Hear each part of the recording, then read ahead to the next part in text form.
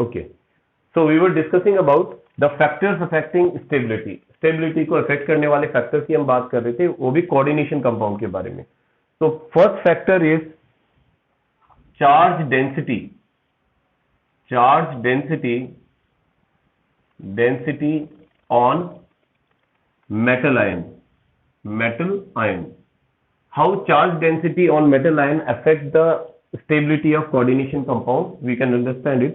We know that the metal ion are positively charged and ligands are generally negatively charged, or there some negative electronegative element is attracted towards the metal ion.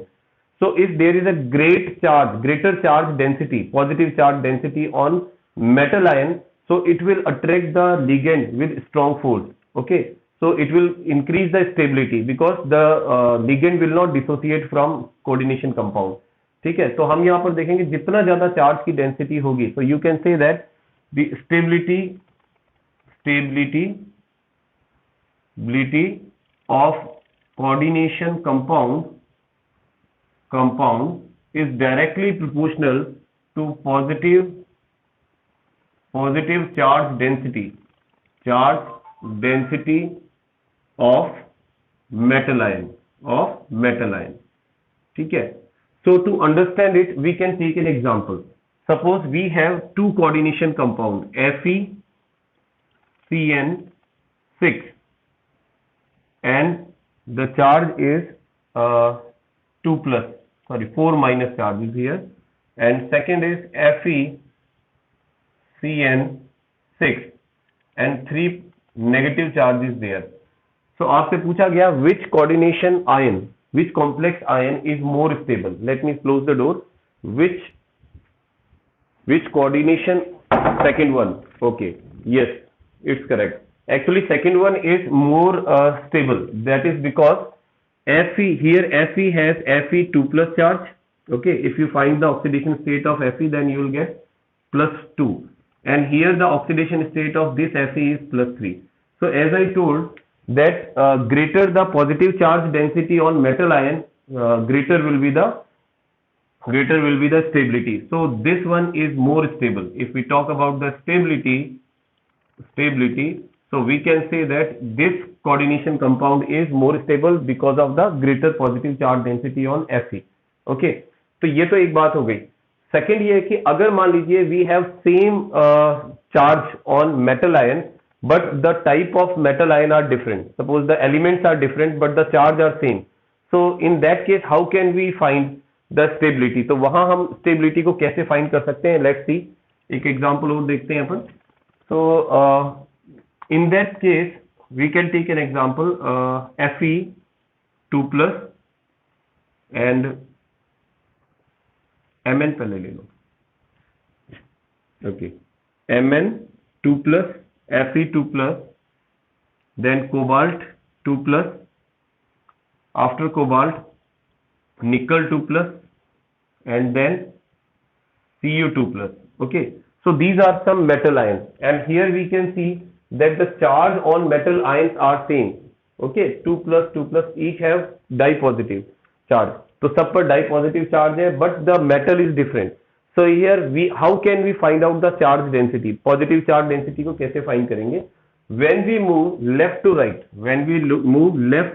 right, in D block series, 3D series. Actually these are the elements of 3D series.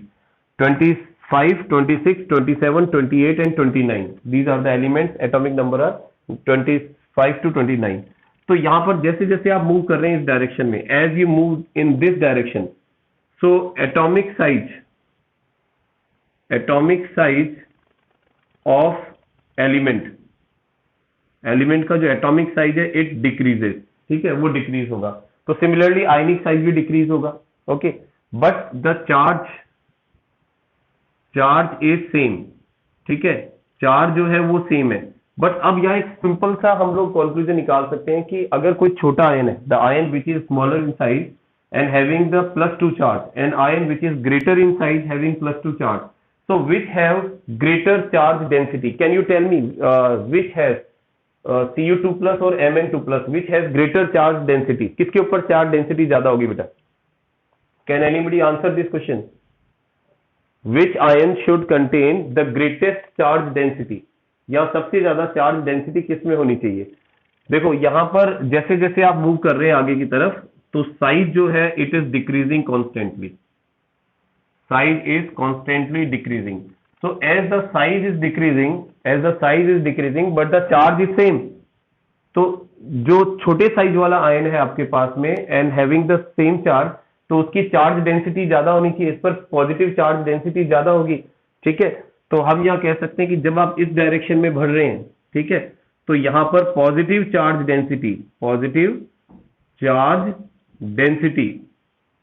Density that is increasing, वो increase होती जा रही है। और जैसे जैसे positive charge density increase हो रही है, तो दैट मीन्स स्टेबिलिटी भी क्या हो रही है, स्टेबिलिटी जो है इनकी वो भी इंक्रीज होती जाएगी। अब जैसे एक मैं कंपाउंड बना रहा हूं that is Mn, suppose H2O whole 4 and 2 plus, and second compound is Cu H2O 4 and 2 plus। अब आपसे पूछा जाए कि which complex ion is more stable, ज्यादा स्टेबल कौन होगा, तो ऑब्वियसली आप यहां देखेंगे कि Cu का साइज जो है वो Mn के कंपैरिजन में छोटा है, but the charge is same, but charge दोनों का सेम है। ठीक है, तो डेंसिटी किसकी ज्यादा हुई, चार्ज की डेंसिटी वो कॉपर की ज्यादा है, that means it is more stable, ये ज्यादा स्टेबल होगा, इसकी स्टेबिलिटी जो है वो ज्यादा होगी। So I think this idea is clear to you. Okay, so let's move on, आगे बढ़ते हैं। So this is the first factor which affect the stability of coordination compound. Let's discuss about the second factor. अब बात करते हैं हम second factor की। Okay, let's see the factor number 2, and the factor number 2 is chelate. Factor number 2 is chelate, effect of chelate ring. Second is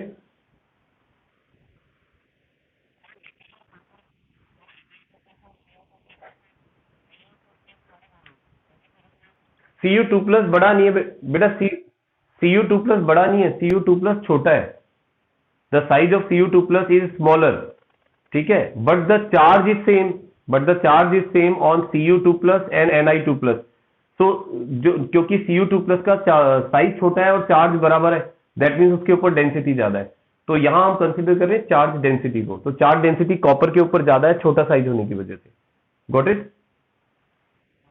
okay, सो अब यहां पर हम बात कर रहे हैं बेटा कीलेट रिंग के बारे में, प्रेजेंस ऑफ कीलेट रिंग। तो ऑलरेडी हम ये चीज डिस्कस कर चुके हैं कि कीलेट रिंग जो होती है वो लिगेंड्स बनाते हैं हैविंग टेंडेंसी ऑफ फॉर्मिंग 2 और मोर देन 2 बॉन्ड, जिनमें 2 या 2 से ज्यादा बॉन्ड बनाने की टेंडेंसी होती है। For example such as CH2NH2 CH2NH2। Okay, this is EN in short it is called EN, but the full form is ethylene diamine। ये इथाइलिन डाइएमाइन है। तो in case of ethylene diamine you can see कि ये जो lone pair है बेटा, ये जो लोन पेयर है ये डोनेट कर सकता है किसी भी मेटल को, और जिस मेटल को ये लोन पेयर डोनेट करेगा ऑब्वियसली वो मेटल के साथ में ये एक रिंग की फॉर्मेशन करेगा। This ring is called chelate ring. और जहां पर भी ये कीलेट रिंग की फॉर्मेशन होती है, ठीक है, जहां जहां ये कीलेट रिंग की फॉर्मेशन होती है इस तरह से, वहां स्टेबिलिटी ज्यादा है। क्योंकि अगर मान लीजिए यहां मेटल से एक ही एलिमेंट 2 बॉन्ड बना रहा है, तो इसको सेपरेट होने के लिए दोनों बॉन्ड ब्रेक होने जरूरी है, ठीक है। जबकि अगर कोई मोनोडेंटेट लिगेंड जुड़ा हुआ है, सपोज हमारे पास वाटर एक मोनोडेंटेट लिगेंड है, अगर वो मेटल से कंबाइन होता है तो it is combining with a single bond. So to separate this H2O from metal, we have to break only 1 bond.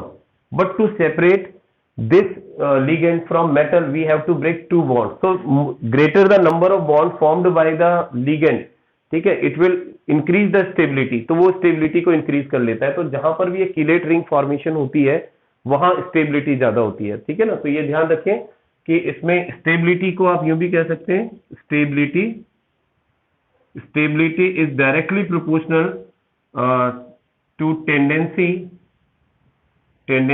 of ligand to to form chelate ring.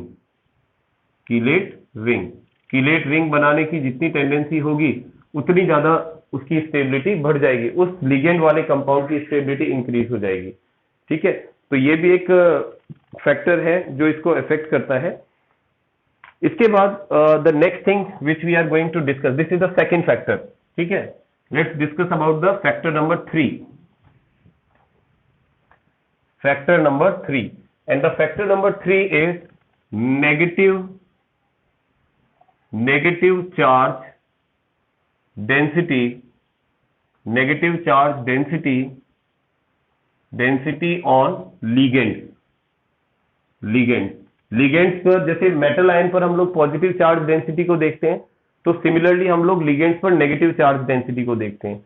तो यहां पर अगर लिगेंड के पास में नेगेटिव चार्ज ज्यादा है, ठीक है, तो वहां पर उसकी मेटल आयन बनाने, उसकी बॉन्ड बनाने की टेंडेंसी ज्यादा होगी, अट्रैक्शन फोर्स ज्यादा होगी।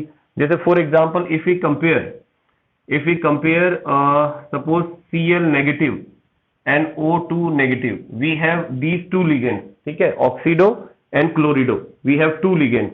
तो जो ऑक्सीडो बॉन्ड बनाएगा, ठीक है, उसकी बॉन्ड फॉर्मेशन टेंडेंसी जो है, बॉन्ड फॉर्मेशन टेंडेंसी जो है वो ग्रेटर होगी। मतलब अगर लिगेंड की फॉर्म में आपको ज्यादा चार्ज वाला, ज्यादा नेगेटिव चार्ज वाला लिगेंड दिख रहा है, तो वो कम नेगेटिव चार्ज वाले लिगेंड के कंपैरिजन के अंदर ज्यादा स्ट्रॉन्ग बॉन्ड बनाएगा।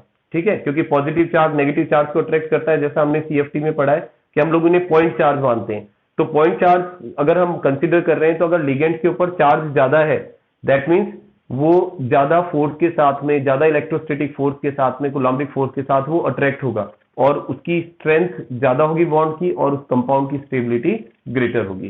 सो this is the third factor which affect the stability of compound, कि जो नेगेटिव चार्ज डेंसिटी है वो ज्यादा होनी चाहिए। ठीक है, तो इसमें आप यूं लिख सकते हैं कि stability is directly proportional to negative charge density of ligand in complex. ठीक है, कॉम्प्लेक्स में लिगेंड की जो नेगेटिव चार्ज डेंसिटी है उसके डायरेक्टली प्रोपोर्शनल है। जितना ज्यादा नेगेटिव चार्ज डेंसिटी होगी उतना ज्यादा स्ट्रॉन्ग जो है वो आपके पास में बॉन्ड बन जाएंगे। ठीक है, चलिए आगे चलते हैं। This is the factor number 3। सो अब आएगा factor number 4, and factor number 4 is the basic nature of ligand।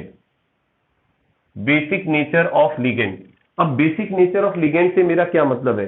देखिए, बेसिक नेचर ऑफ लिगेंड से अपना मतलब है कि जो लिगेंड्स होते हैं, देखो आपने पढ़ा होगा एसिड और बेस की एक डेफिनेशन इलेक्ट्रॉन रिलीजिंग टेंडेंसी या इलेक्ट्रॉन गेनिंग टेंडेंसी के अकॉर्डिंग, लुईस के अकॉर्डिंग है। तो अगर लुईस के अकॉर्डिंग हम बेस किसको कहते हैं बेटा? लुईस बेस वो होते हैं those substances which have tendency to release electron pair, जिनमें इलेक्ट्रॉन पेयर को रिलीज करने की टेंडेंसी है, उन्हें आप कहते हैं कि वो लुईस बेस है। और जिसमें ये टेंडेंसी ज्यादा है वो स्ट्रॉन्ग बेस है, जिसमें इलेक्ट्रॉन रिलीज करने की टेंडेंसी कम है वो वीक बेस है। तो जैसे जैसे आपके पास में, इसको यूं लिख देते हैं अपन, जैसे स्टेबिलिटी जो है, stability is directly proportional to the basic nature of ligand के बेसिक नेचर के डायरेक्टली प्रोपोर्शनल है। It means electron releasing tendency के डायरेक्टली प्रोपोर्शनल है।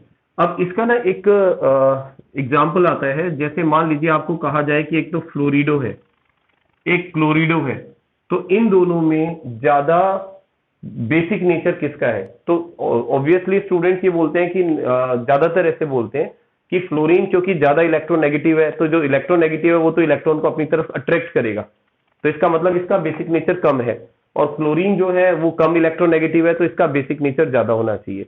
लेकिन यहां जो ध्यान रखने वाली बात है बेटा, कि जो हम यहाँ इलेक्ट्रोनेगेटिविटी की बात करते हैं वो बॉन्डिंग इलेक्ट्रॉन को अट्रैक्ट करने की टेंडेंसी होती है। जैसे अगर हम यहाँ देख रहे हैं HF, तो HF में जैसे यहाँ ये जो बॉन्डिंग इलेक्ट्रॉन्स है, इन बॉन्डिंग इलेक्ट्रॉन्स को अगर फ्लोरीन खींच रहा है तो वो उसकी इलेक्ट्रोनेगेटिविटी की वजह से है। ठीक है, बेसिक नेचर इससे डिसाइड नहीं होगा। बेसिक नेचर किससे डिसाइड होगा? इन इलेक्ट्रॉन्स के अलावा इसके पास लोन पेयर भी है, ठीक है, लोन पेयर भी है। तो क्या ये फ्लोरीन इन लोन पेयर को डोनेट कर सकता है? That is the basic nature of fluorine. वो इस फ्लोराइड का बेसिक नेचर है। तो यहां अब क्योंकि फ्लोराइड का साइज जो होता है बेटा कंपैरेटिवली बहुत छोटा होता है, क्लोरीन का साइज, क्लोराइड का साइज होता है वो कंपैरेटिवली बड़ा होता है। तो यहां पर भी इसके पास में क्या है? 6 इलेक्ट्रॉन होते हैं। यहां पर भी इसके पास में 6 इलेक्ट्रॉन होते हैं, मतलब 3 लोन पेयर होते हैं। तो यहां ऐसा माना जाता है कि जो आपके पास फ्लोरिडो है, इस फ्लोरिडो में साइज छोटा है तो इलेक्ट्रॉन इलेक्ट्रॉन के बीच रिपल्शन ज्यादा होता है, रिपल्शन ज्यादा होता है, तो इसकी स्टेबिलिटी कम है। ये इलेक्ट्रॉन जो लोन पेयर है उनको डोनेट करने की टेंडेंसी रखता है। तो यहां पर इसका बेसिक नेचर ज्यादा है, ध्यान रखना, इट इज मोर बेसिक और इट इज लेस बेसिक, ठीक है, ये लेस बेसिक है। तो जब ये कंपाउंड बनाएंगे या कोऑर्डिनेशन कंपाउंड बनाएंगे तो उस समय जो हम ज्यादा स्टेबल कोऑर्डिनेशन कंपाउंड की बात करते हैं तो वो ज्यादा बेसिक वाले की होनी चाहिए, जिसका बेसिक नेचर ज्यादा है, जिसमें इलेक्ट्रॉन डोनेट करने की, कौन से? लोन पेयर इलेक्ट्रॉन डोनेट करने की टेंडेंसी ज्यादा हो। तो इसी वजह से इसकी बेसिसिटी और इसका इलेक्ट्रॉन रिलीजिंग टेंडेंसी जो है वो आपको ग्रेटर मिलेगी, ठीक है। ओके, तो अब आगे चलते हैं। ये मैंने 4 फैक्टर बताए हैं आपको जो किसी भी कोऑर्डिनेशन कंपाउंड की स्टेबिलिटी को अफेक्ट करते हैं, ठीक है। अब एक लास्ट टॉपिक बचा है अपना, उस लास्ट टॉपिक को और देख लेते हैं। And the last topic is, let me see, ये अपन ने देख लिया है और अब हम बात करेंगे ऑर्गेनोमेटेलिक कंपाउंड की। Let's see, the last topic is organometallic compound. तो आपको नाम से आइडिया लग गया होगा ऑर्गेनोमेटेलिक कंपाउंड्स कौन से होते हैं। देखो, organo means compound having carbon, oxygen, hydrogen, mostly उनके लिए अपन लोग ऑर्गेनिक यूज में लेते हैं। तो यह ऑर्गेनो से हमारा मतलब है कार्बन, ठीक है, और मेटेलिक मेटल है ही। तो आप ये देखें कि वो सभी कंपाउंड जिनके अंदर आपको कार्बन और मेटल के बीच में, कार्बन और मेटल के बीच में बॉन्डिंग देखने को मिल जाए, तो ऐसे जो कंपाउंड्स होते हैं उन्हें आप ऑर्गेनोमेटेलिक कंपाउंड कहते हैं। तो आप कह सकते हैं कंपाउंड having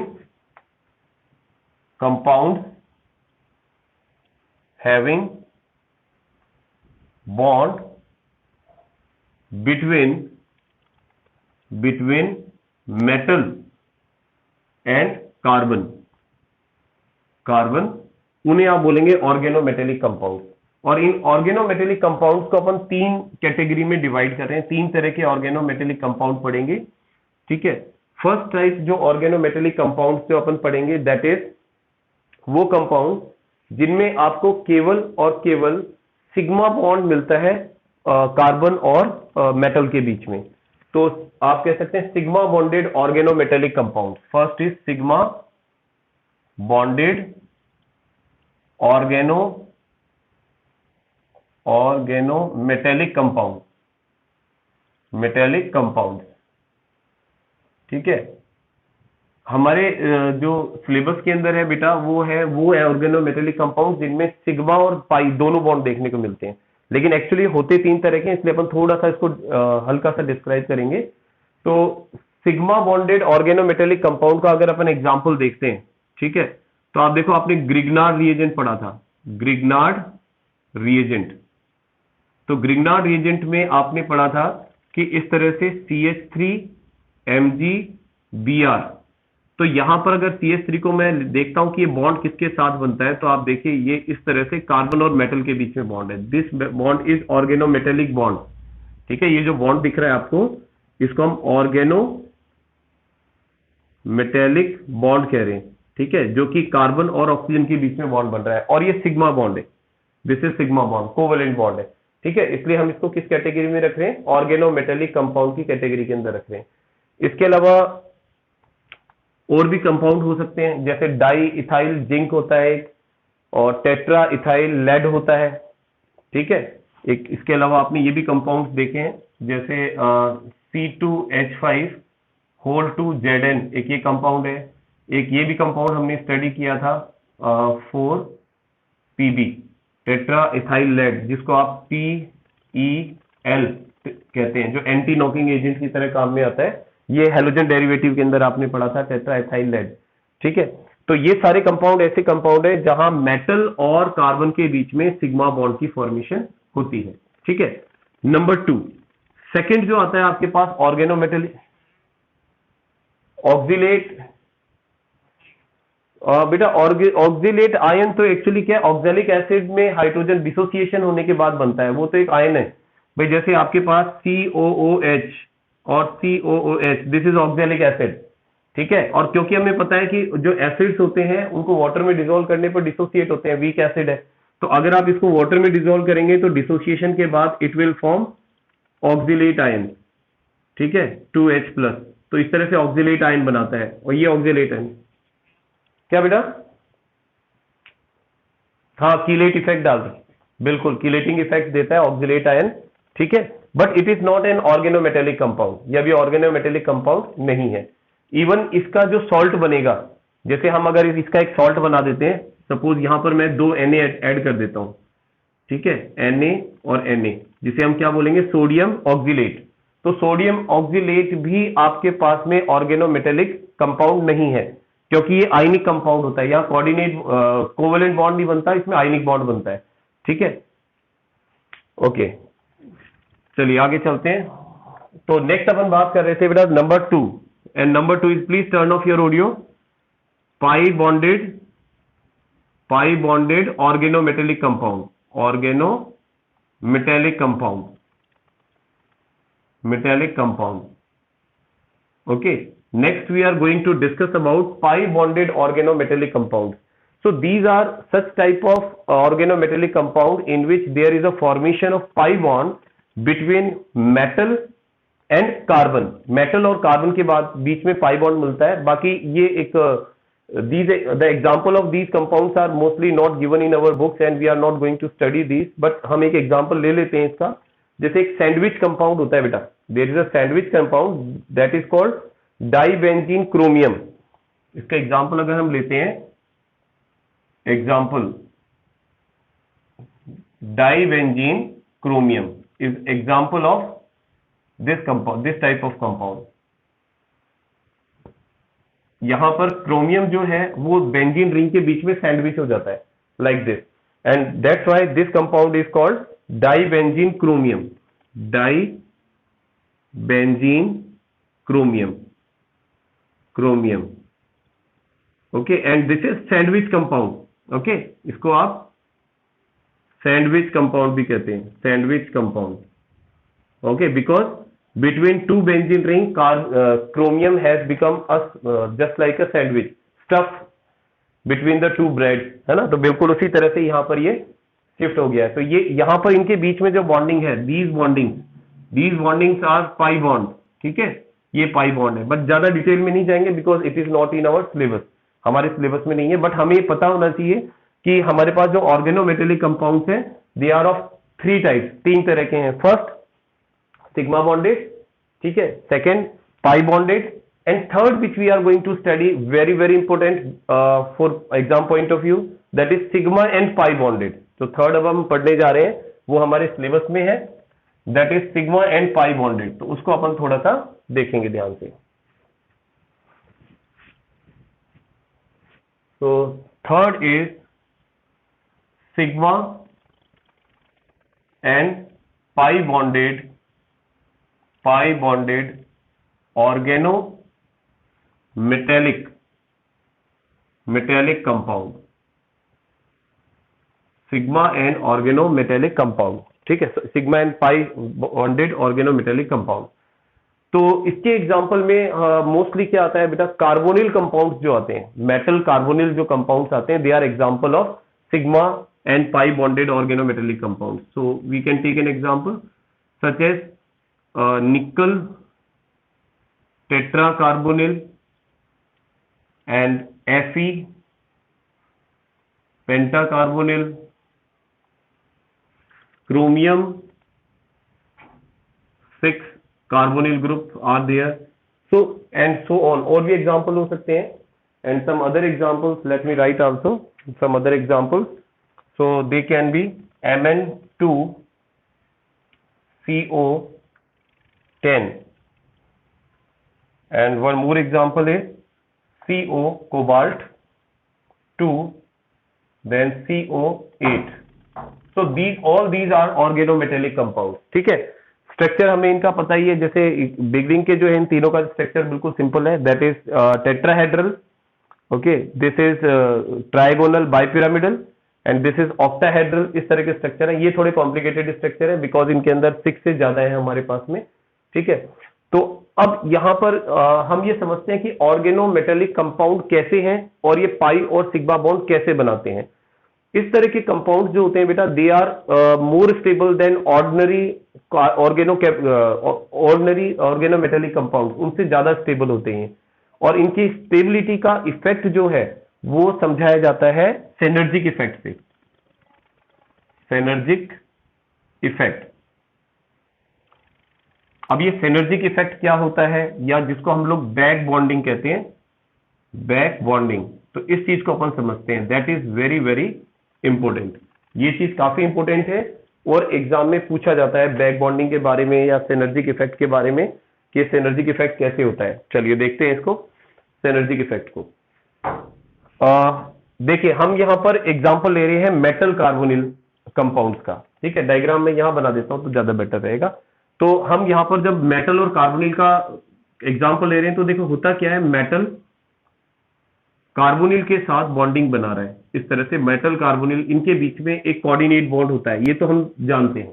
ठीक है, we know that this carbonyl group form a bond with metal and this bond is coordinate bond.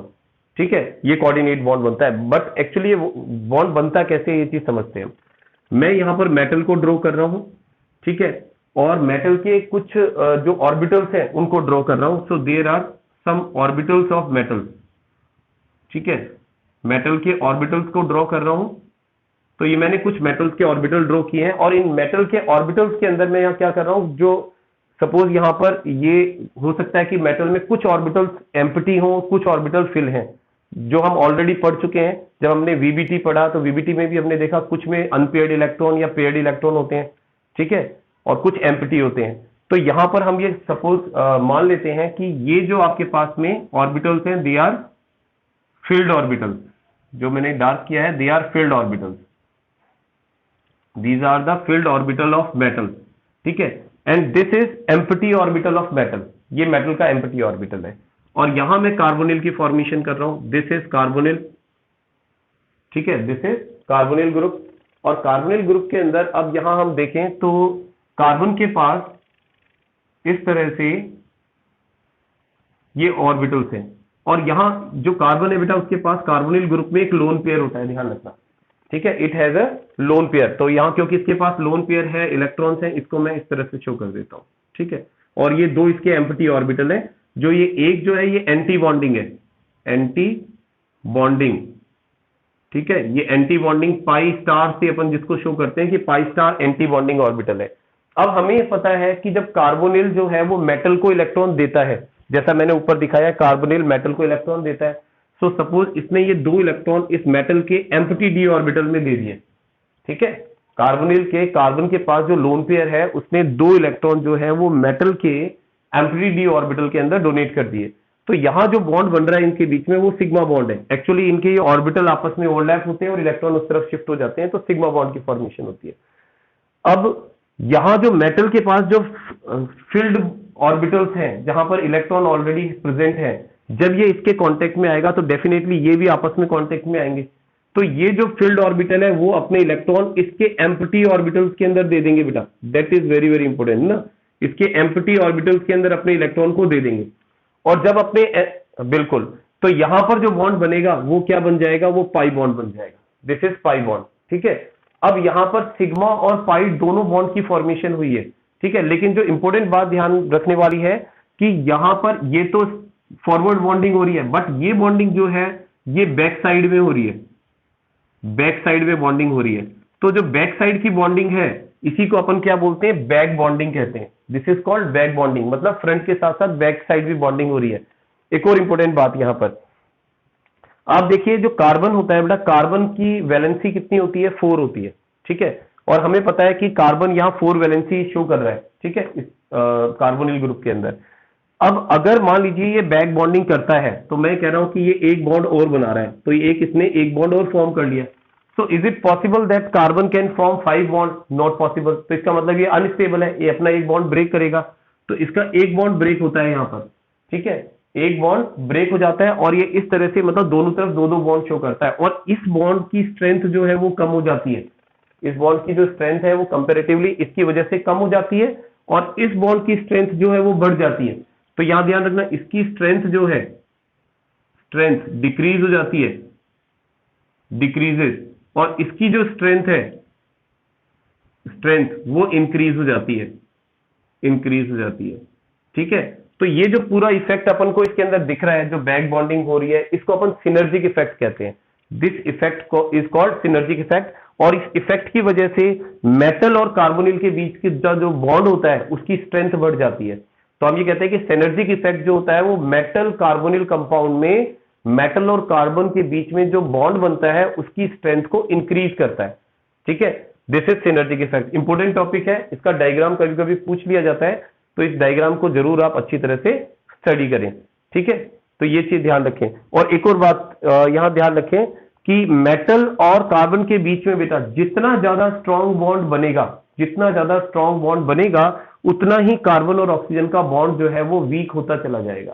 ठीक है, उतना ही ये बॉन्ड जो है वो वीक होता चला जाएगा, ये चीज ध्यान रखनी है। तो ये अपने पास सिनर्जिक बॉन्डिंग हो गई है। और हाँ बोलिए बेटा।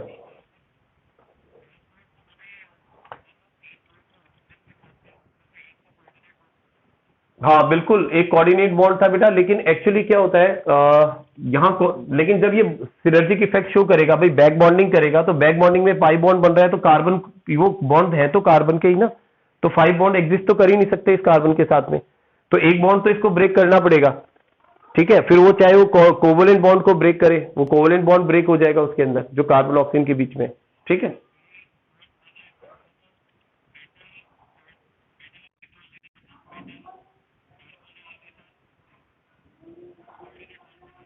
हम्म। हाँ मेटल, बिल्कुल बिल्कुल, लेकिन उसको भाई चार्ज डेंसिटी को इक्विवेलेंट करने के लिए, क्योंकि इसने इसको इलेक्ट्रॉन दिया, आप ऐसे कह रहे हैं ना, भाई इसने इसको इलेक्ट्रॉन दिया है, तो एक तो पाई बॉन्ड यहां बन गया है। ठीक है, वो एक तो खैर वो मैंने हटाने, वो तो इस तरह शो किया है मैंने इसको, वो ऐसे नहीं बता रहा मैं ये मेरा कहने का मतलब है कि इसकी स्ट्रेंथ कम हो जाएगी। ठीक है ना, इसकी स्ट्रेंथ जो है, क्योंकि डेफिनेटली 5 बॉन्ड तो एग्जिस्ट करते ही नहीं है, फिलहाल हमें यहाँ पर 5 बॉन्ड तो दिख ही रहे हैं। ठीक है, तो 5 बॉन्ड तो बना ही नहीं सकता, तो एक बॉन्ड डेफिनेटली उसके अंदर ब्रेक होगा, फिर वो चाहे अपनी इलेक्ट्रॉन डेंसिटी को ऑक्सीजन के ऊपर ही शिफ्ट क्यों नहीं कर दे। ठीक है, मतलब ये कहने का ये है कि ये इलेक्ट्रॉन जो है वो यहां पर शिफ्ट हो सकते हैं फिर, और अगर ये यहां शिफ्ट हो गए तो फिर आपके पास में यहाँ 2 ही बॉन्ड बच पाएंगे। ठीक है, वहां पर इलेक्ट्रॉन डेंसिटी बढ़ जाएगी। ओके, हाँ बोलो। हाँ बिल्कुल। ठीक है, ओके, डन बेटा। Okay, thank you.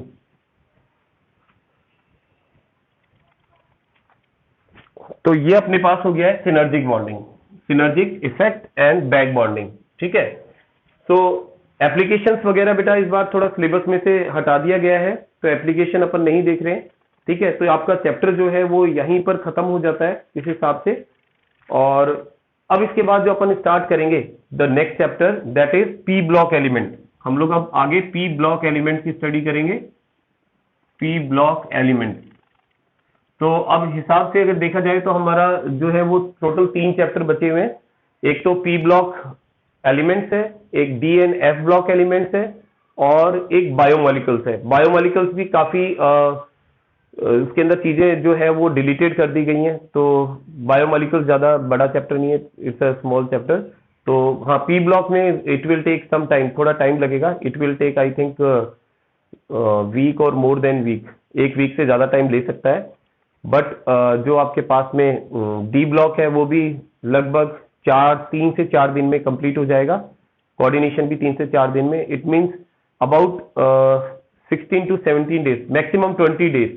Okay, maximum in 20 days we can complete our 20 classes, I mean to say 20 days में 20 classes, because अब तो वैसे सैटरडे को भी अपना पीरियड मिलेगा अपन को, so within 20 days we can easily complete our syllabus, हमारा सिलेबस अपन कंप्लीट कर लेंगे and then we will start the revision. फिर हम लोग रिवीजन स्टार्ट करेंगे starting from the first chapter and the questions which are most frequently asked in board exam. तो उन क्वेश्चंस को अपन यहाँ पर डिस्कस करेंगे जो बोर्ड एग्जाम में पूछे गए हैं, ठीक है, और जिनकी पॉसिबिलिटी रहती है कि इस तरह के क्वेश्चन ज्यादा पूछे जाते हैं, वो अपन यहाँ पर डिस्कस करेंगे। ओके, तो no beta, online class, there will be online class, there is no doubt class because the cases are increasing, so that's why, तो अभी आपको स्कूल्स वगैरह में नहीं बुलाया जाएगा, ठीक है। सो इट्स 10:38, तो 2 minutes लेफ्ट, तो 2 मिनट में खैर वो नया चैप्टर तो स्टार्ट नहीं हो पाएगा, अब 1 ही मिनट बाकी है। तो एक थोड़ा सा जो मैंने बताया था बेटा प्रैक्टिकल्स का, कि प्रैक्टिकल का वर्क अपना कंप्लीट कर लेना आप लोग, ठीक है, और फाइल आप बिल्कुल रेडी कर लें। 1 दिसंबर से अपन उसको चेक करना स्टार्ट कर देंगे, ठीक है। और एक छोटा सा प्रैक्टिकल बचा हुआ आपका जो फंक्शनल ग्रुप का है, वो प्रैक्टिकल मैं आपको आज कोशिश करूंगा सेंड करने की, नहीं तो आज या कल के अंदर उसका पीडीएफ बनाना पड़ेगा थोड़ा, और फिर आपको मैं सेंड कर दूंगा, तो उसको आप नोट डाउन कर लेना, ठीक है। और आर्ट इंटीग्रेशन वाला भी आप कर ही रहे हैं आई थिंक,